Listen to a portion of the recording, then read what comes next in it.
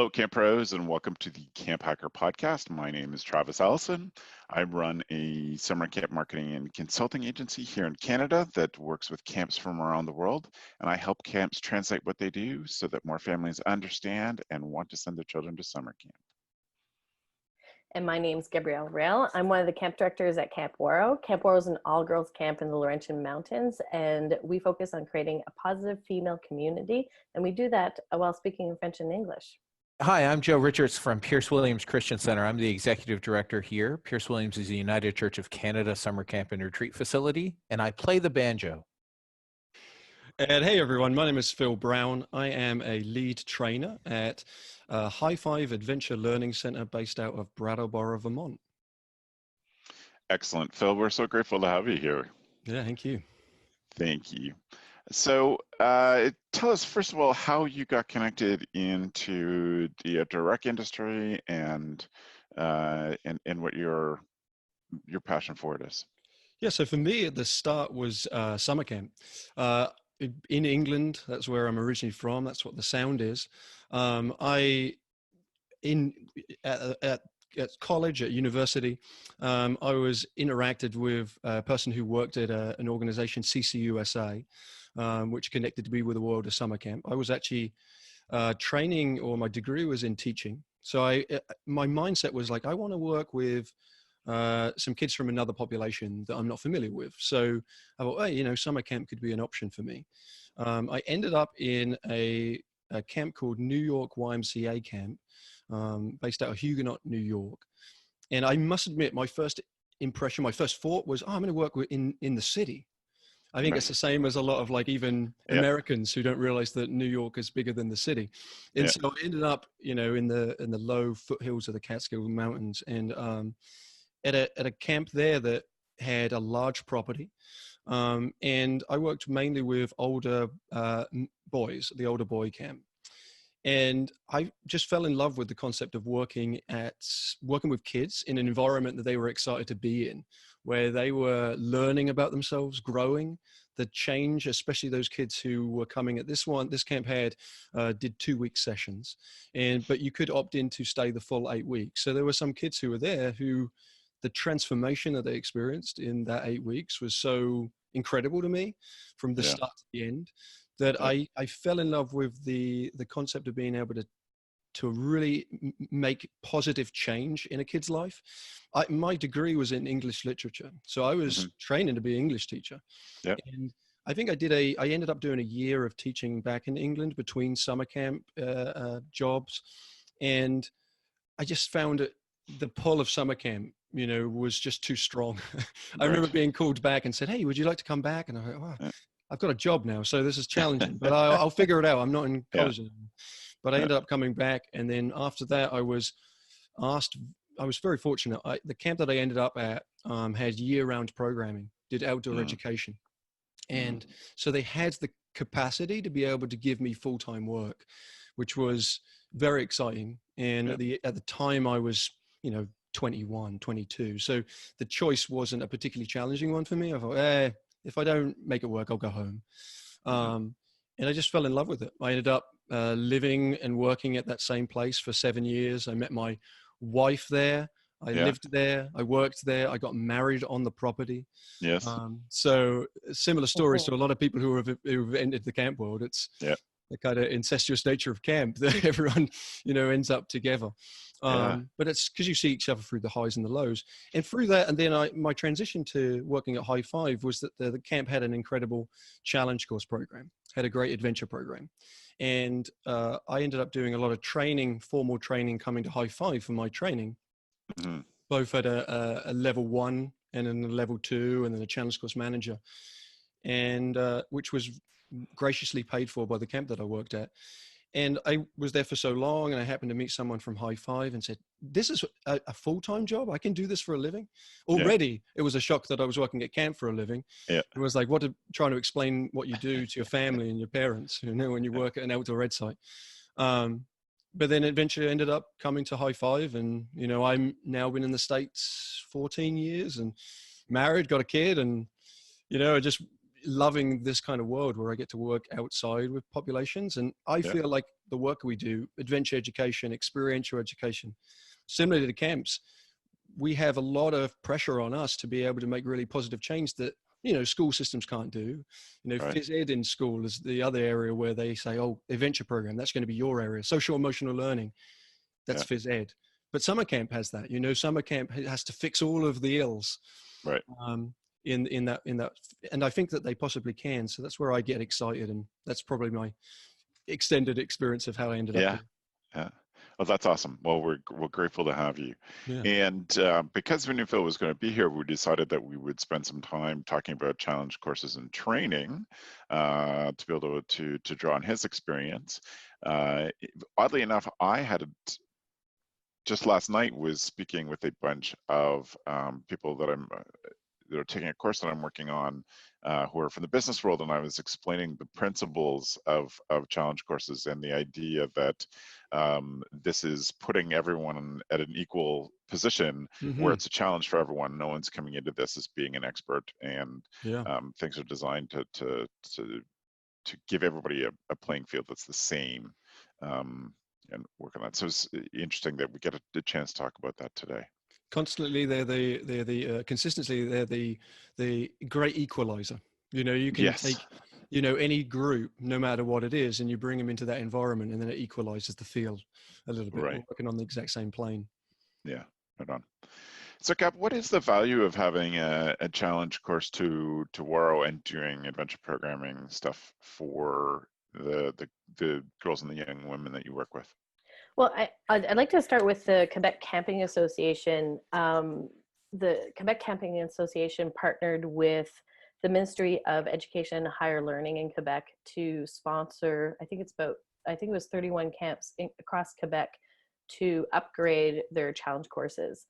And the reason why is really what you just both were talking about, is the filling the gap of what camps can do and schools can't. And one of the things that the Quebec Camp Association recognized that was true to our history was low ropes courses, and being in nature, working together, and then the value of processing after the activity that they did. So just in that, just knowing that an association partnered, I think they raised close to $200,000 to help with these camps and develop these programs, and then also train the staff to run the program so that they were used properly. So for us in Quebec, it's a high value program, and sometimes is overlooked when you're looking at shiny new climbing walls, rock climbing walls, or archery, or whatever you're looking into, a zip line. The team aspect is so high, and at Waro, I think that it's anywhere from a very, very simple task to something that is challenging that other people can watch and encourage you to do. But at the very, very bare minimum, it's stuff that people don't do anywhere else. You can't find this anywhere else, and that piece with the team aspect is extremely valuable. Right. Joe, before I ask you some specifics, Phil, I wonder if you have a working, ready to go definition of adventure programming challenge courses, however you want to define it these days. Yeah, and I think that there's a good distinction as well, and it's, you know, what Gabby was referencing, that it doesn't have to be this big giant course. I think that sometimes when people say the word challenge course, I think sometimes jump into that mindset of a zip tour or something very, very high in the air. And I think that the challenge component can just be the opportunity to stretch oneself into a period where they're having conversation that can be tough. So sometimes activities can just be those. So I think for adventure education, it's always been that concept of creating environments, creating experiences where people are allowed to stretch themselves into what we would call either the stretch, the challenge, or the growth zone. In experiential education, there's called the experiential learning cycle. And in that, there's concepts around how we learn. We have an experience, we're able to gain learning from that experience, and then that guides the next experience we have. So, and I think there's a misconception sometimes with adventure that it means skydiving, whitewater rafting, kayaking. I was once introduced at a conference as the kayaking guy, and I said, no, we don't do kayaking. We're an adventure learning center, but that's not our model. Our model is creating experiences that allow for, individual and team growth. And I think the adventure component is the challenge course. That's an adventurous experience. And that's unique. When we bring groups, one of the first questions I ask people is to define the word adventure. How do you define it? What do you say is an adventurous experience? And if you really boil down an adventurous experience, it's, you're doing something that's unknown, unique, just like Gabby said, it's something you've never done before, possibly. Mm-hmm. There's a learning outcome there, and it might be something that creates a little bit of tension, a little bit of stretch for you. But that could be speaking in public. Sometimes we get groups who will say, show of hands, who wants to speak or demonstrate. We just did a high five, let's say, we did a wild turkey handshake and said, oh, who would like to do the wild turkey handshake in front of the group? Well, a lot of people don't want to do that. That for them is an adventure. So adventure education, I think, has that mindset that we're stretching you, we're allowing you to grow, but it doesn't have to be whitewater rafting, kayaking. Because the origin point from all of this stuff was stuff like outward bound trips, where you would be taken on multi-day excursions, and they would be adventurous. And it just happens to be that the challenge course is a tool for our learning, just like a game, a fleece ball, a rubber chicken. All of those components could still be tools in the repertoire of adventure education. Right. And I'm thinking back to some of the origins and where this stuff entered the mindset of outdoor educators and camp directors. It also comes out of sailing training too, and big ships sailing training. And before there was ECCT and any sort of standardization, and kind of the thoughtfulness around us, there was Ebertisms and the stuff that was built out of sailing training, big ship sailing mm-hmm. training that had been brought to camp to different points too. And if you go to some old challenge courses, you'll see elements that have a very military feel to them, just like right. a military obstacle course, because that was a lot mm-hmm. of the ideas were from there. I was recently at a school that had a commando crawl along their ceiling, which was that position. Now we've changed the models now to fit much more team development, and we've taken away some of that, but that's certainly where they came from. Right. So Joe, for you, what value do you see as a camp director in investing the time and finances in this? I think that I see the value in investing. We do not have a course. When I arrived, we had a low ropes course, a low ropes challenge course, and slowly it has become almost non-existent. And one of the reasons is that it's this idea that team building and portable initiatives are actually more useful in our setting, because we change where camp happens at Pierce Williams. So there's a couple of different sites, and we do trips to schools, and we do trips to churches. And so anything that we can take and take that same learning experience and sort of give it in a way that is portable, so that it's not them having to come to a specific location. Because I think the value is investing in equipment that can be used in multiple ways, and that doesn't need to be inspected every year by somebody. Even if you know how to build it, you're not qualified to inspect your own. And that's one of the really big challenges, right? Insurance has always been a huge concern for some of these courses and climbing walls. And so we've shied away from it before my time. But the value I find is in investing in simple things that our staff can use numerous different ways as well. So it's not just one nitro crossing or one whale watch. It's an idea that they have a series of platforms that they can use for any variety of things. So I think there's a huge value in it. And I do staff development, staff construction's a session that we call it. We do it for an hour every day during staff training, and it's teamwork, team play, group initiatives, because I if you do not invest in that with your staff, you are missing the opportunity to see to help them come together as a team, so that in the future, during the summer, that they don't fail you miserably when they have to come together as a team under other auspicious circumstances. So there's a huge value in it. We've shied away from building physical elements. Right. And I think there's a pitfall of jumping into the mindset that you have to have these highs. Like when I train, I recently was at a challenge course that I was training at a camp, yeah, and I was trying to train their staff to not use their zip, to not use their giant swing, to not use their pamper jump, leap of faith. Because I want people to get better at the using that as a tool. It's a tool. It's not the end be all and end all of your program. And that's a problem when I see camps, when we have clients call us and they want a challenge course. Sometimes they'll come with this list. This is the things I need. Yeah. And what we do, and this is something that I think High Five does really well, is that we do a site visit where both a builder, one of our construction team, and also a trainer, myself, a facilitator, joins in that site visit, and we ask questions about what the goals are.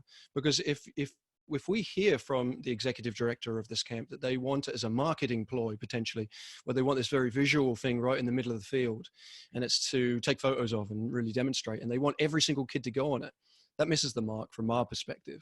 It's an educational tool, and it could be used that way. And they could save their dollars just investing in really quality facilitation training, and negate the need for a climbing tower or a zip or even lows that are, element specific.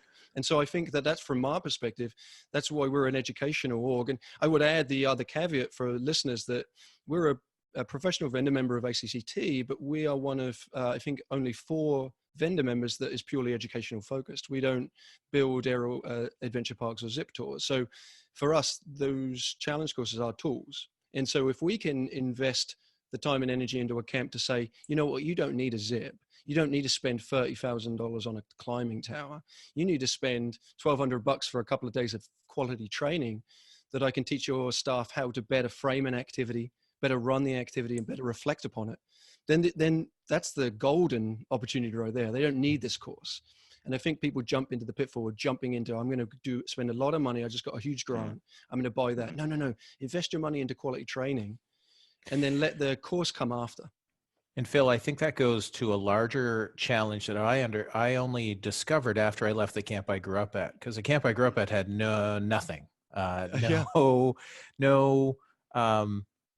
like zero programming. And so when I went specifically to a private camp that had everything from ski boats to an outdoor gymnasium to a ropes course to some gyro thing that I got stuck in one day to the challenge is that the staff rely on the thing. So be it canoeing or be it sailing, or which are valuable, but if you're not teaching the human component of those elements, it's just, you're not using the tool to its full.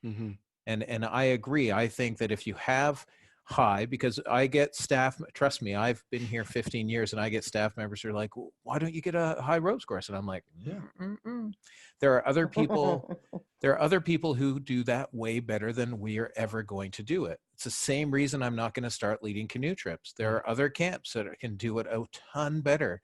And I think that's a challenge that a lot of camp people have, be it owners or executive directors, is they think they need it because somebody else has it.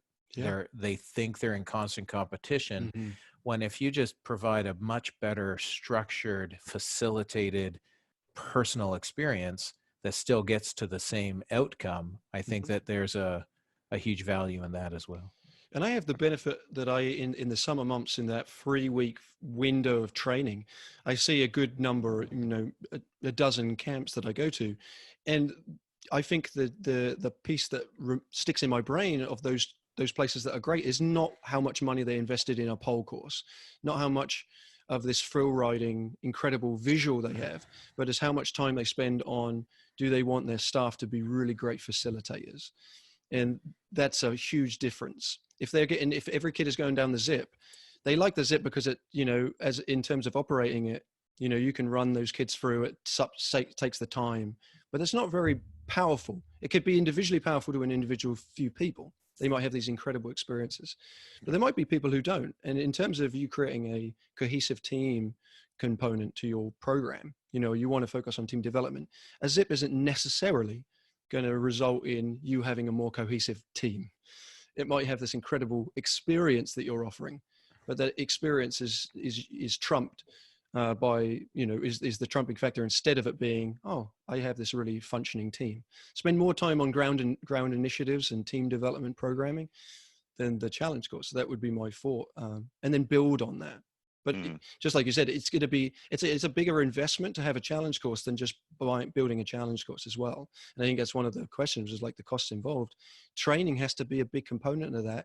Constant yearly inspections, and also gear that retires and you have to refresh, and that has to be built into a budget too. Those things are awesome, and of course we build those. So of course we want to remind people that those are great, but I would prefer people to invest in quality programming and facilitation.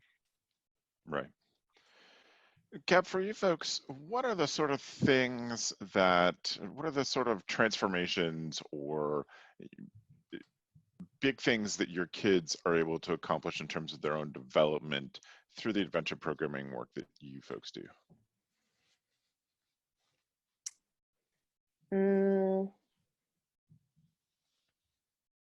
I think going back to the training bit that Phil was talking about, and Joe was talking about, I think with our staff members and the training that we do, that helps our staff members in all of our activities to teach them to break down the life skills that a camper is learning at archery, to debrief with the campers at the end of kayaking. What was your proudest moment? When did you notice the difference between you stopping and you starting? All of these aspects. And I think having the adventure program, us, it's an abletism course really on camp, and we have different places on camp, so that's not just in one location, that staff members can use this log to do an activity with campers, and they don't have to go all the way to the abletism course to do it. But I think that it has a purpose for our campers in the sense that it's a concentrated area of group development, and our campers choose to do that activity. It's not something that a whole cabin group will do together. This is a choice that campers choose, that they want to develop their own leadership skills, their team building skills. And I think it helps with the philosophy within our organization that this happens everywhere. This is just a concentrated area that it can continue to happen. And I think what's really interesting for us is that we will have campers that are 8 years old with campers that are 15 years old, and they choose to participate in this, and they're not getting levels, and they're not in a play in front of everybody, and they're not getting arts and craft to bring back home. They're really going for the pure enjoyment of challenging themselves and connecting with other people. But I think that if you only have adventure in your camp in one specific location, and you're not bringing that philosophy throughout camp, then we're missing the mark a little bit. And I think that just as a training program for your staff, that's really helpful to use that so that they can spread it out. But for me, it's really the conversation and the reflection at the end of a program or an experience that's one of the important sticking points. Yes. So that for us, that's the piece. But I love that our kids, or any kids, choose to do this, and it's something that they enjoy, and they feel good about, and they celebrate together, of all ages. Right. There was a place that I worked at that used to do this thing called mandatory fun time. Right. And anytime you combine the word mandatory with fun, it's not fun. So, the concept of creating choice is important. And I think as well, if you think, I would challenge most camps to be able to say, I think they already do adventure programming, experiential education. They may not term it that. If at your camp you bring your kids into your cabin at the end of the day and you do like a Vespers or a Rose Fawn, concept of a conversation about what did you enjoy about the day, what you didn't. You're reflecting. And so that is a component of experiential education. And what you said, Gabby, as well, the connection piece, one of those core values of experiential ed is connection before content. You can never expect us to get onto the deep content until the group is connected anyway. So camps have the fortune that they have the time, which a lot of places don't have. Schools always struggle with like, oh, I've got 42 minutes. How can I be able to solve all of this in 42? Whereas a camp has, you know, multiple days they're living together to be able to connect. And so it has a great capacity for bigger growth areas.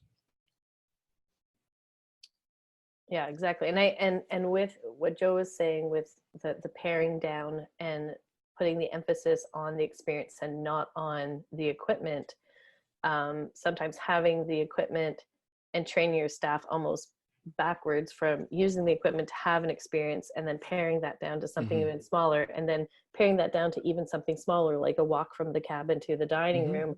And how can you use that experience and sort of reverse engineer it for your staff members to just get into that deeper thinking of, you know, when you're walking from point A to point B, you can ask questions. When you're walking from point A to point B, you can also act like ninjas and try to get that nobody can see you. And there's all of these opportunities that you can do without equipment. And I think that, you know, one of the things that somebody had asked me, you know, how much does it cost to build this? I say, well, how much do you have? You know, how much do you want to spend? You don't need, if you have $50, let's figure that out. If you have $200, let's figure that out. And not to get overwhelmed by it, but how can you sort of maybe reverse engineer through experiences, but get staff members to the point where they're able to see opportunity in everything that's happening at camp and have those conversations and discussions with their kids. Yeah, the camps that struggle with creating an adventure program are the ones that just jump in too deep, too quick. They purchase something massive. They're trying to mitigate risk. It becomes a scary area. They didn't give enough training to their staff, so now the staff are super nervous using it. And I think if they just started creating an idea of a program, an adventure program, you've got this hour block that you're going to do team development with your kids. That's a great start. There doesn't have to be this big investment. But then if you get this program, then you build on it and slowly go through phases.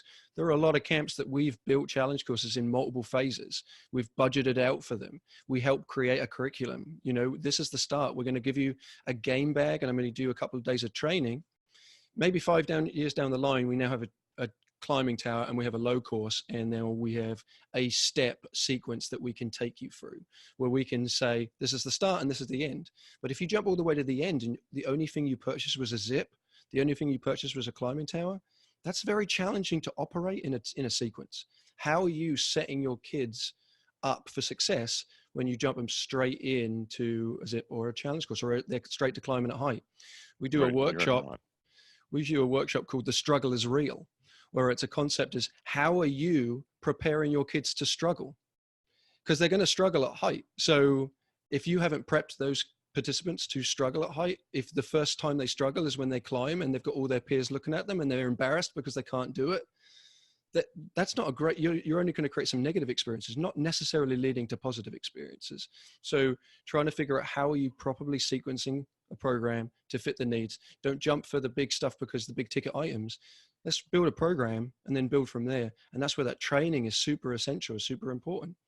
I can't expect a new hire, an 18-year-old, to be able to understand or be able to run this element to the best of its ability at this level. Maybe it's going to be that a returning staff is going to be doing that. Maybe there's been some built-in staff development plan and this person is now ready, but having sort of a sequence is so helpful. Well, and I have seen I've seen a camp that when we toured it, and this was 2 summers ago, I walked by more defunct high elements than there were actual high elements, because they didn't want to expend the expense to take down the elements.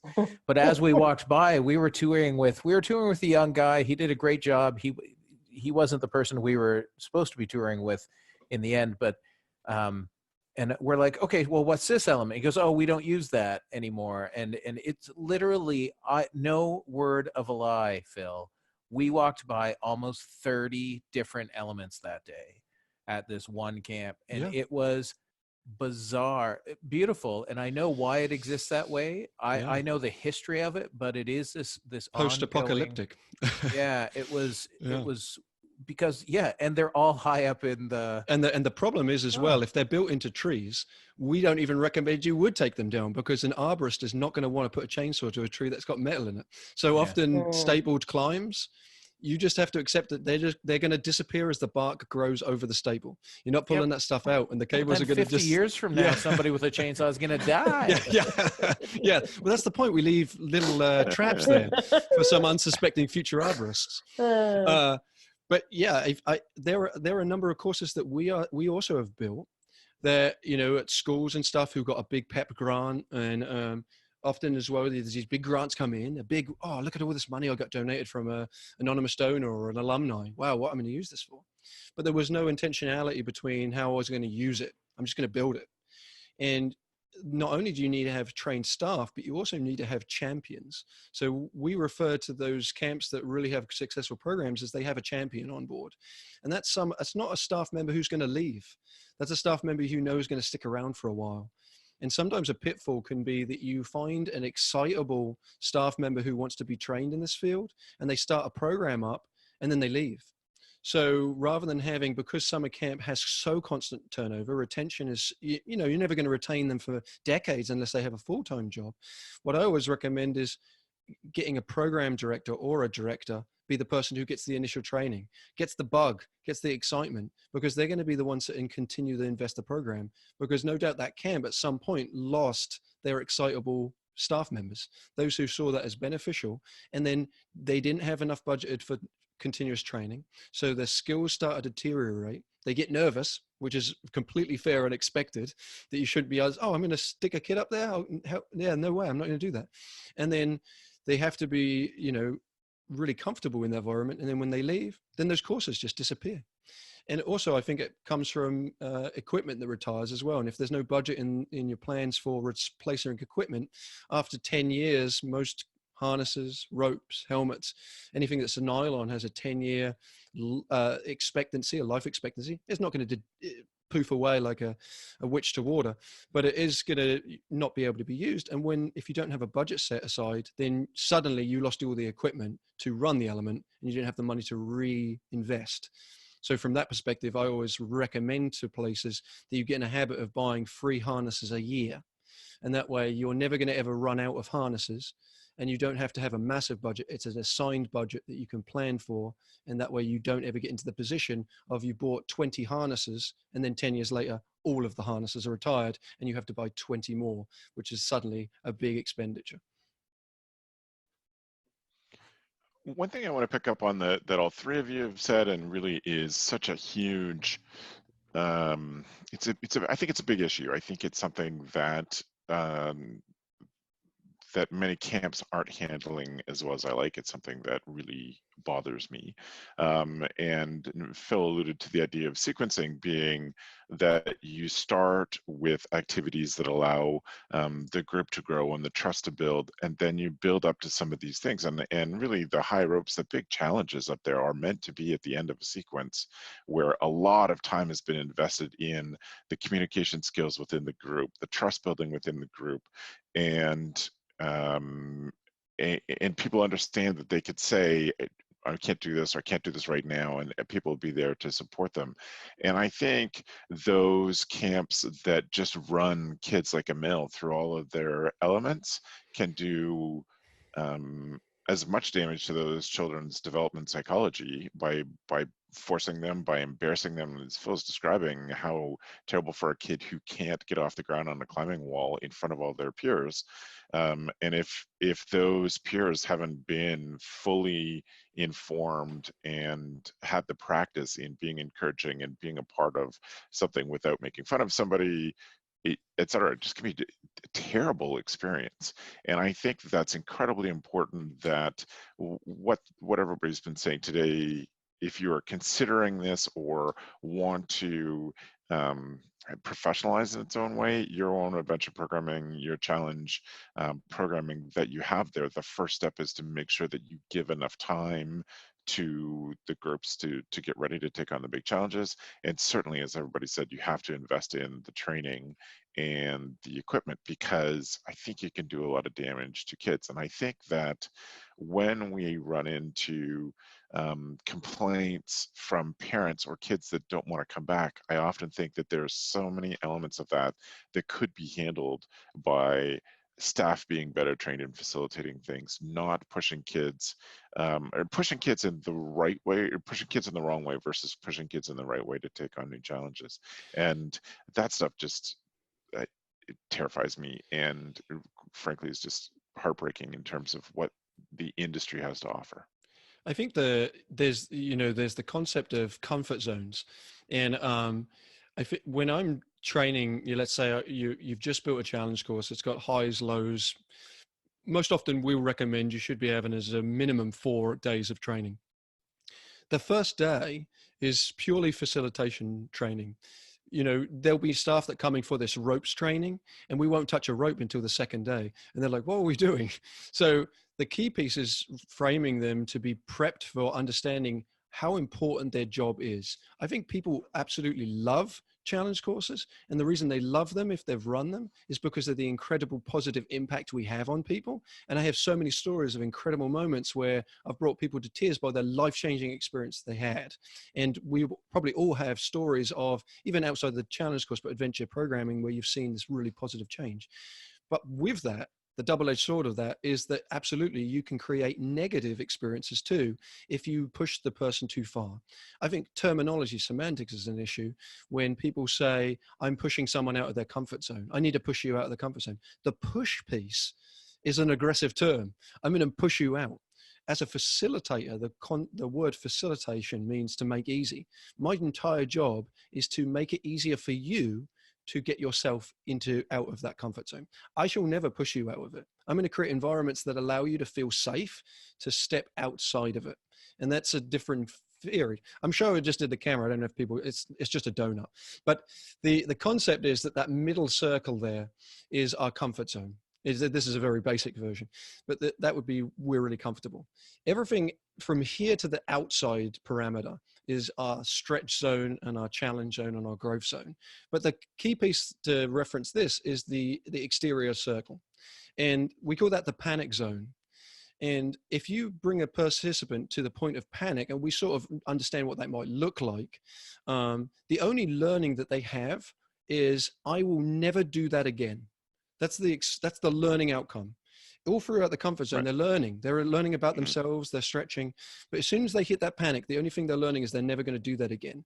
And we have so much responsibility. It's like the Spider-Man, with great power comes great responsibility, that we're bringing them into a risk activity that we don't ever want to bring them to that point. And so we need to be better at being able to read our groups and assessing our groups. Are they ready? And there are a number of activities you can do as a litmus test to see if your kids are ready to the highs. And what I always challenge facilitators to be able to do, and that's why I like directors to be in the trainings, is to say, if the group is not ready, oh, sorry, my light's gone out. I'm getting bathed in darkness. I mean, that if you ever get to the point where your kids aren't ready, that you do not do the challenge course. That you have the capacity, that you have the backing from your directors to be able to say, no, not everyone goes on the zip. You as a facilitator should be able to have that power to be able to say that. Our executive director, has a line that says, when in doubt, play volleyball. And that's in no disparaging thing to volleyball. Volleyball is fun. But to say that if you doubt their readiness, do something else, anything else. Do something that's not going to create a moment where you bring them into panic. If I know that every single one of my kids is terrified of heights, I'm not going to say, all right, we're going to climb the highest one right now. I'm not reading my group. I'm bending. And this is the hard part in summer camp, is that a lot of staff are new. This may be their first job. And so they find it hard to challenge the authority of their director telling them they have to get everyone on there. So my piece in the training is to try to empower them to make positive decisions, to create positive change, not negative change. And I think that Challenge Course has great potential at both sides. If you incorrectly use something, you can have a catastrophic event, both emotional damage, but also physical damage. It's a risk activity. And so we have to be adequately trained, both on the technical side, can I belay? And I think that's another thing I would say is invest as much money into the facilitation as you do into the safety components of belaying. If you think belaying is important, then you tack another day on that for facilitating and reflection, because emotional safety is as important as physical safety. And it has to be understood from a camp director's perspective when they're trying to invest in training, that one day to teach people how to belay is not enough. I would struggle to be able to get people physically ready, but emotionally they're not going to be there. So it is a very powerful tool, but it has a dark side if you are undertrained. Right. Joe, I wonder for you, what would be your advice to folks who are looking to reevaluate challenge programs or to think about investing a big investment in more bigger challenge stuff? Like in the actual physical things, Travis? Both? My advice would be to really look at the why, right? Start with why. Why do you want it? Just like Phil said earlier, if it's because you're competing with another camp, they have it, so we need to have it so we can get those kids, you're not doing yourself any favors that way. Just imagine you're not trying to get the kids from that camp to come to your camp. You're trying to get kids to come to camp and parents to believe in them. I think the investment part is, it's this, where is, just last week we went through with our staff here, we went through 2 hours of what does every building need at camp, right? Like what is the maintenance, what are the hopes, what are the dreams? And when you go through it, my office manager says, well, we need a winterized cabin B and get air conditioning in it. And I was like, oh, that's great. But like, how many times have we had the necessity to house 210 people in the dead of winter, right? Like, how many people have requested that? And she's like, well, no. Okay. So if we had $100,000, we could invest it elsewhere on site. And I think that's the same thing with high ropes. I think the stories that Phil has told, I think they're more prevalent than we think, where people get grants or big anonymous donations and they jump into something. This happens with regular buildings as well, where somebody gives you $1 million, and Gary Forster with the Y in the US he had an article that I would read every year, but he essentially said, are you ready for $1 million donation? Because if your board is going to say, let's build a building, well, then that building goes over and you're like, well, we can raise $100,000 more than the $1 million cost. But then you haven't planned for the upkeep, right? So if I have $100,000 grant, I'm not going to build a $100,000 ropes course. I'm going to build a $50,000 ropes course and then plan to spend the rest of that $50,000 on the yearly upkeep for the next 50 years, right? Because the ropes course is never going to make itself money, right? It's never going to pay itself back. If you're doing it to generate income, you need to rethink your business plan. But it's this idea that you need to set aside at least what you pay to build a course, in my mind, for upkeep over the life of that course, because a course is not going to allow it to pay itself back. And I think there's so much more. And I'm interested to know what the one book Phil would recommend from a team building perspective is, because there's a ton. I was just thinking that there's a book I read, I got first in the 80s or early 90s, called Bottomless Bag Again. And there's a whole ropes course building section in the back of that book. And building a ropes course is not difficult. Building a ropes course to code, to the ACCT codes, is more challenging than I would do. But it's this idea that there's so much you can do that you don't need to spend that money. And is that the best investment for your campers and your participants to get the benefits that you're seeking, right? And that's, I would just really have people evaluate the why. It's a huge thing, because it's not a money generating program in the end. It's just graphics. You're just adding graphics to your camp. You're not adding anything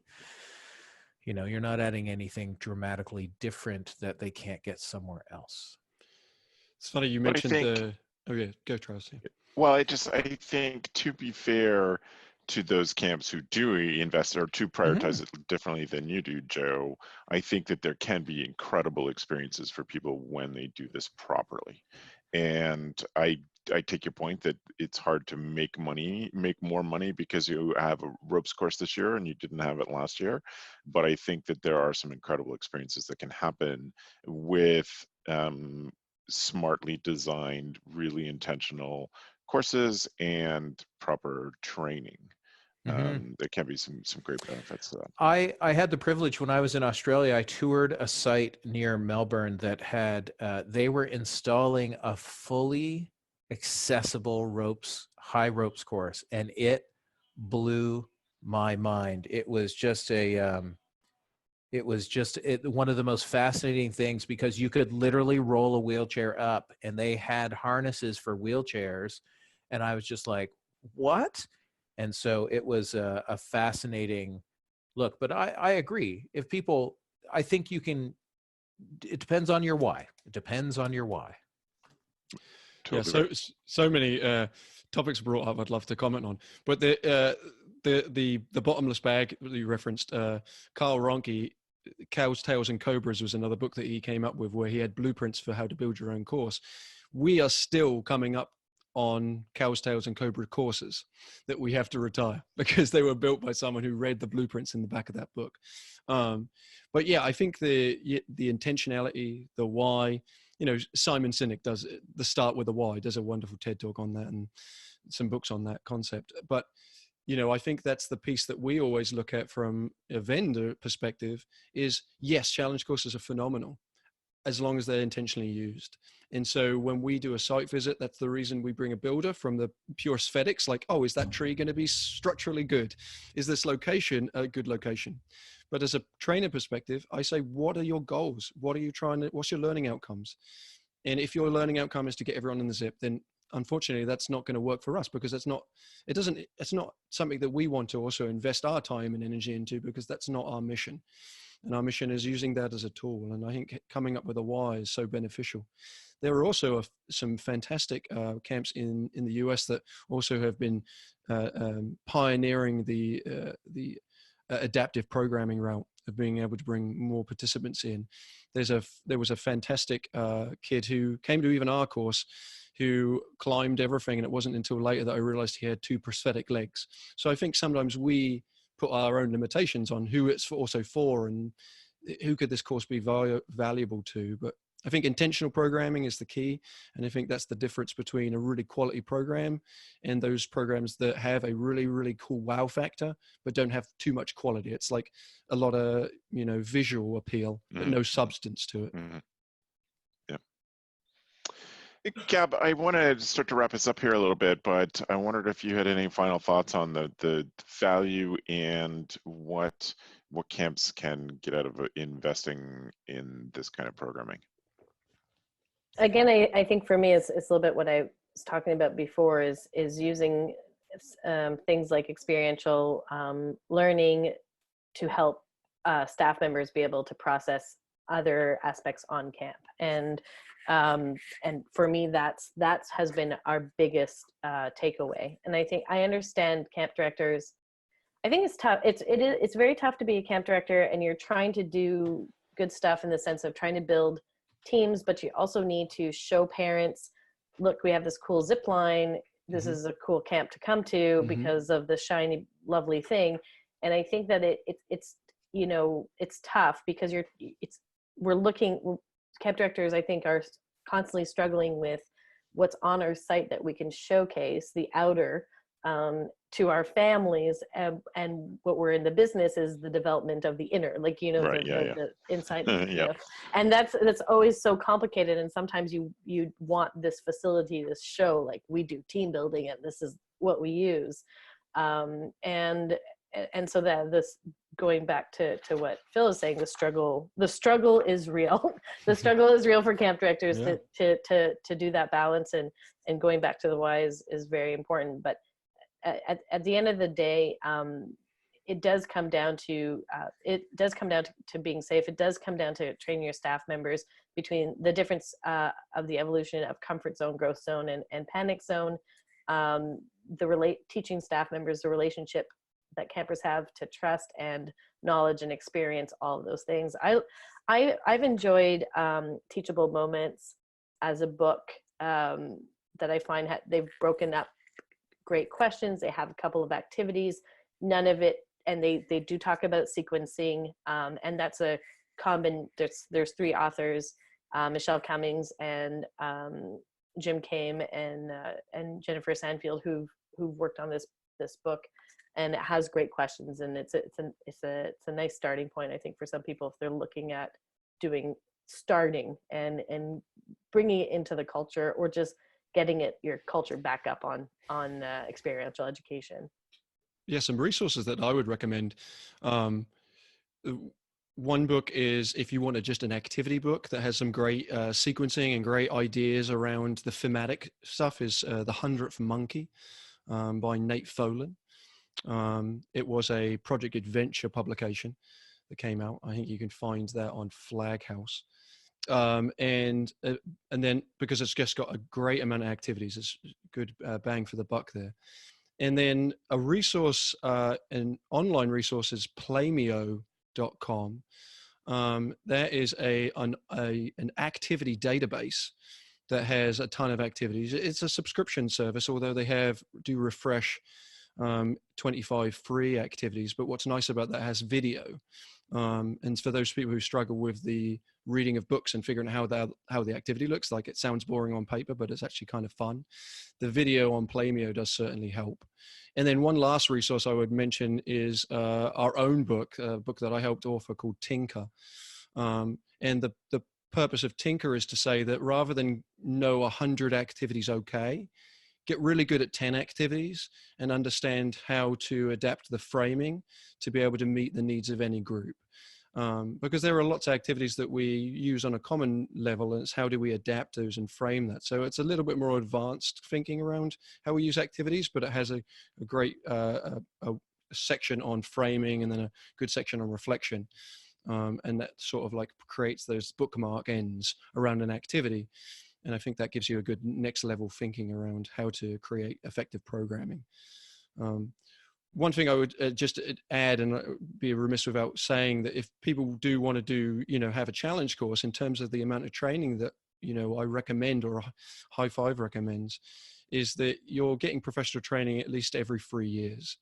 And so that being an investment into what you're into that build is important distinction.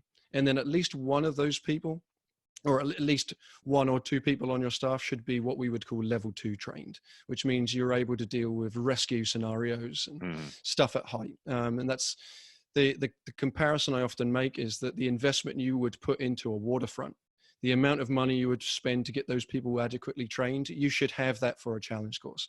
Don't think you're building a challenge course and can't invest in the training, but have that different levels, and understand that you need someone who's rescue trained, just like you need someone who's first aid trained. It's like taking a swimming pool, flipping upside down, tipping all the water out, and then hanging ropes from it. It's the same medium in terms of risk. So understanding that from a perspective of what do I need, how much training do I need, that would be our overall recommendations there. Excellent. Joe, do you have a top book that you'd like to recommend, or top resource? The one that I go back to time and time again is Teamwork and Team Play with Jim Kame and Barry Jolliffe. It is because it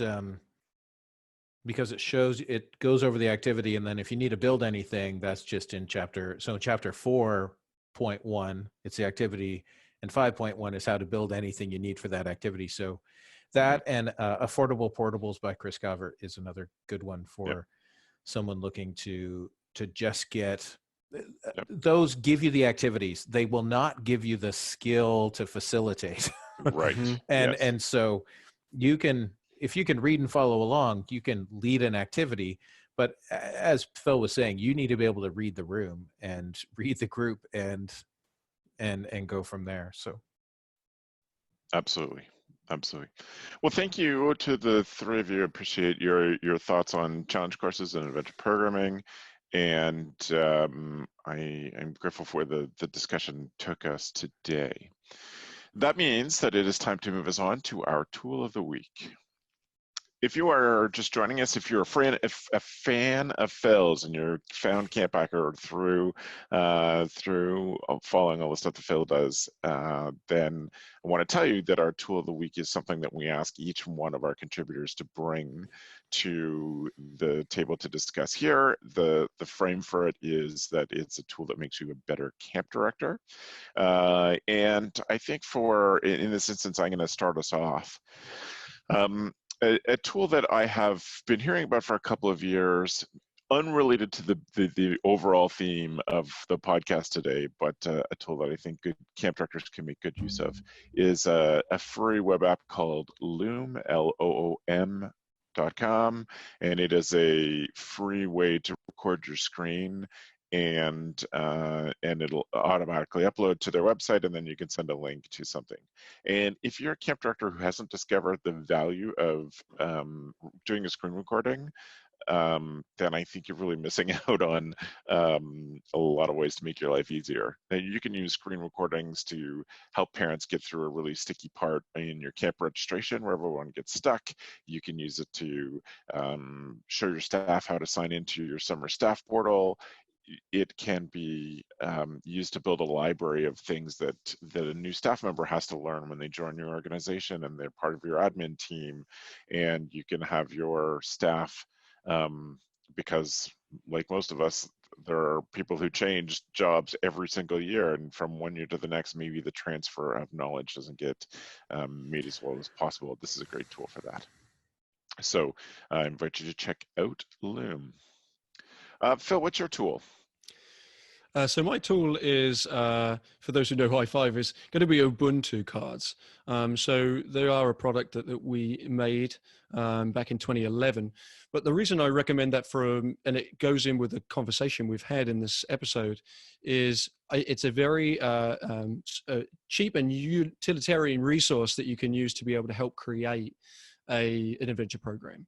So the deck is $22, and there are 35 activities that we have made that start off as an activity just for entertainment value, or fun, tag-based activity, connection activities, all the way up to initiatives. And I've got to the ability to be able to carry a deck of Ubuntu in my pocket and run a full day's programming. So in terms of a resource, the more I did facilitation, the more I've done team development programming, the smaller my prop bag has become, the less hula hoops I've slung over my shoulder and rubber chickens I've had in my bag. So it's become a really great resource for me to be able to utilize. And we have a book that goes with that gives you a bunch of resources as well. And there's also, on our Facebook page, there is a group where we share new ideas and people share their ideas. So it's a community activity as well. So in terms of creating an adventure program or enhancing, you can't go wrong, I would say, with Ubuntu. Yep, I love Ubuntu also. Gab, what's your tool? My tool is Todoist, so without the L-ist. So I got a message from Travis last November, I think, from on WhatsApp, as saying like, hey, are you on this? And I responded maybe a week ago, saying, yeah, I am. I'm really excited that I have another place where I'm going to be very slow at answering people back. So I have a hard time keeping up with, so you can get in touch with me via email, Basecamp, Slack, DM. I get DM messages on Instagram, Twitter, LinkedIn, and I know there's other places. I just can't remember where I get messages, but people just shouting at you. Yeah, that is a norm, but in kind tones. Yeah, just from across the street. Yeah. We love you. So the point is that one of the things that I do is I try to answer text messages. I try to answer as much as possible, but then there's that little bleep, like if I do need to answer with to reflect, et cetera, I sort of, my ADD kicks in and my avoidance combines with my ADD, and I just go, oops. And I just don't look, I pretend like I've looked at it, or I barely read it, and then I go on to something else. So I miss that notification. And our 100th is coming up at Waro, not this year, but the next year. Have a couple of other projects that are going on. and I just have so many to-dos and so many people that are contacting me, and I have so many cue cards and post-its and everywhere that I'm now using Todoist to write everything down. And because it's synced to my desktops, both my desktops, my cell phone, I can automatically, right when somebody messages me, I'm trying to get into the habit, even if I don't write them back, that I write in my Todoist, reply to them. You have, opened up that message, check that out later, and I assign a time. And the cool thing is that it also has plugins. So if you're on Chrome and you're looking at your Gmail, you actually have, a button where it says, add this to your to-do list. And then when you're on Todoist, you don't have to go back through Google Chrome and find that email.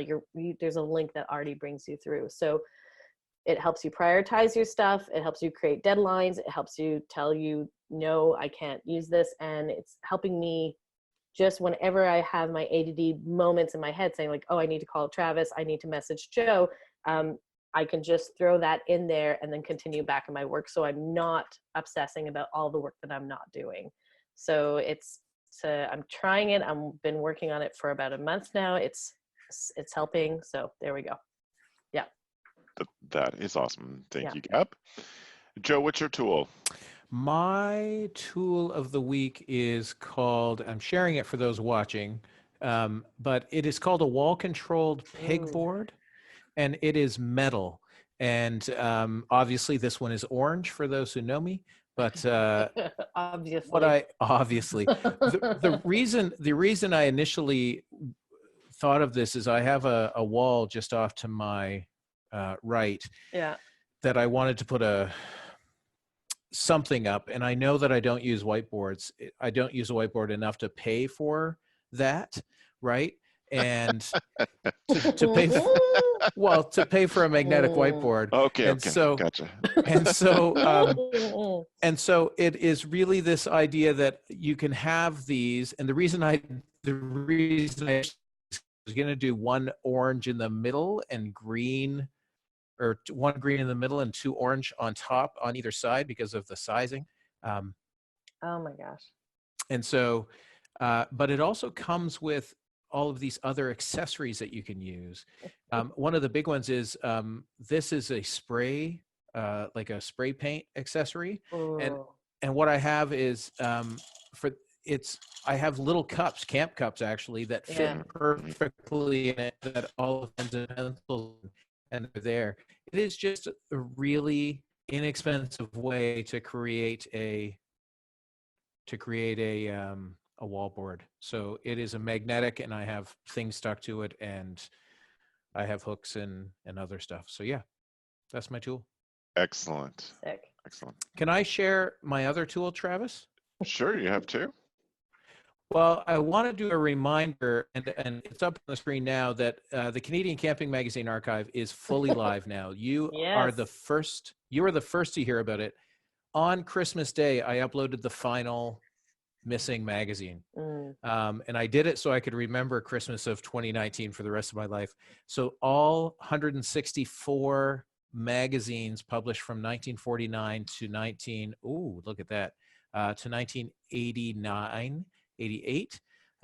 They're all up there and searchable. And so I searched for ropes course earlier, and there's a couple of issues that have ropes course in there. I've searched for mental health. It just gives us a history. It's and a usable tool. Just wanted to share that.